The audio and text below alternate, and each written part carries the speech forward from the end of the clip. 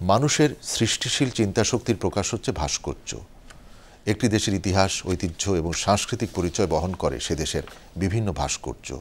শুধু বাংলাদেশ নয়, মুসলিম বিশ্বের বিভিন্ন দেশ তাদের সংস্কৃতিকে তুলে ধরতে স্থাপন করেছে ভাস্কর্য। আরও জানাচ্ছেন আফরিন জাহান। একটি দেশের ইতিহাসে বীরত্বগাথা সহ সংস্কৃতির নানা দিক প্রকাশ পায় সে দেশের স্থাপিত ভাস্কর্য দেখে। ভাস্কর্যের কদর তাই দুনিয়া জোড়া। কেবল বাংলাদেশই নয়, মুসলিম বিশ্বের বিভিন্ন দেশ বেশ গুরুত্বের সঙ্গে নির্মাণ করেছে দৃষ্টিনন্দন সব ভাস্কর্য। মুসলিমদের পুণ্যভূমি সৌদি আরবে বানানো হয়েছে বিখ্যাত উটের ভাস্কর্য।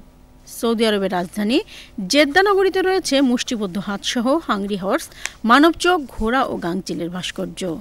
প্রচুর ঐতিহাসিক ও দৃষ্টিনন্দন ভাস্কর্যের মালিক বিশ্বের অন্যতম মুসলিম দেশ ইরাক। দেশটির রাজধানী বাগদাদে স্থাপন করা হয়েছে দেশীয় সংস্কৃতির বাহক বিভিন্ন সৃষ্টিশীল ভাস্কর্য। মধ্যপ্রাচ্যের দেশ সিরিয়ার বিখ্যাত ভাস্কর্যগুলোর মধ্যে অন্যতম হল স্ট্যাচু অব সালাদিন। ব্রোঞ্জের তৈরি এ ভাস্কর্যটি সিরিয়ার রাজধানী দামেস্কের কেন্দ্রস্থল সিটিডাল অব দামেস্কে অবস্থিত। মুসলিমদের সংখ্যার বিচারে ইন্দোনেশিয়া বিশ্বে প্রথম। দক্ষিণ পূর্ব এশিয়ার দ্বীপরাষ্ট্রে গোটা দেশ জুড়ে রয়েছে ভাস্কর্য। ইরানে স্থাপিত হয়েছে উল্লেখযোগ্য পরিমাণ ভাস্কর্য। এর বেশিরভাগই ঐতিহাসিক ব্যক্তিদের স্মরণে নির্মিত। গোটা সভ্যতার ইতিহাস জুড়েই তুরস্ক এশিয়া ও ইউরোপের মানুষদের চলাচলের সেতু হিসেবে কাজ করছে।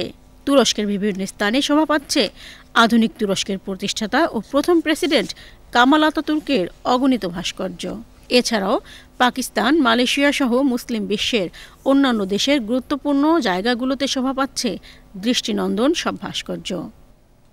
আফরিন জাহান, বাংলাদেশ টেলিভিশন।